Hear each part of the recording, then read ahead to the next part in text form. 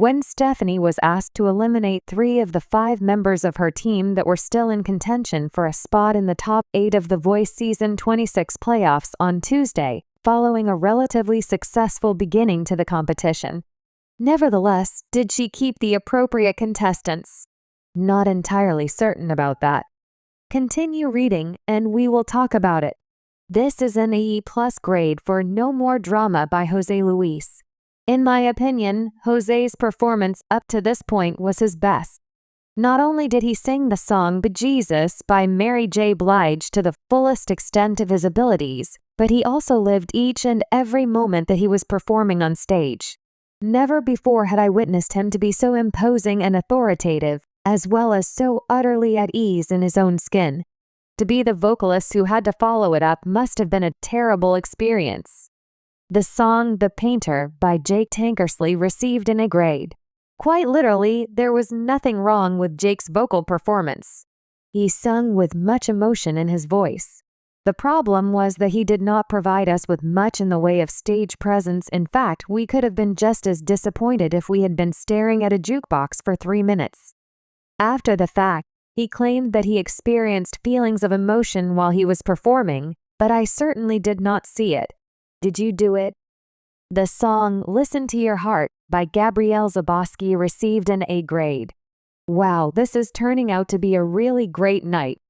Gabrielle, who I tend to love more each time she takes the stage, even managed to make me kind of appreciate Roxette's ballad, which is definitely not something I would normally do.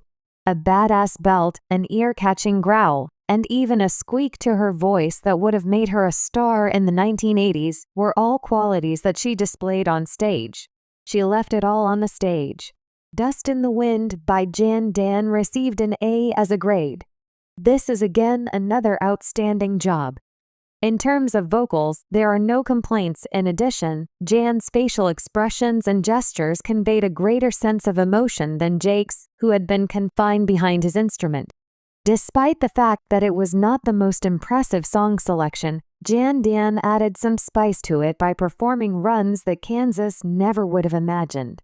Heck, during his most recent one, he almost seemed to stop and then continue up where he left off. A grade of A is given to Betty by Sydney Sturlis. The first thing that has to be done is to remind whoever dressed Sydney up like a cowgirl Barbie birthday cake that there are occasions when less is more. In addition to that, the performance of the young person was, at times, really stunning, and at other times, a little bit shaky. It sounded as though she was having difficulty with some of Tay-Tay's wording, despite the fact that she had a beautiful voice and a lot of potential. For all intents and purposes, she might have been a B, but when she was excellent, she was really good. January Dan and Sydney Sturlis have both made it to the top 8. Those that were eliminated include Gabrielle Zaboski, Jake Tankersley, and Jose Luis. If I had been in Gwen's position, I would have chosen a completely different path and remained with Jose, who really came into his own during the playoffs, and Gabrielle, who is always so forceful. It's possible that Jan Dan is a delicious person, but when I'm grabbing a snack, I don't rush back from the kitchen just to hear the word tasteful. Additionally, Sydney has the impression that she is going to end up becoming this season's version of Zoe Levert.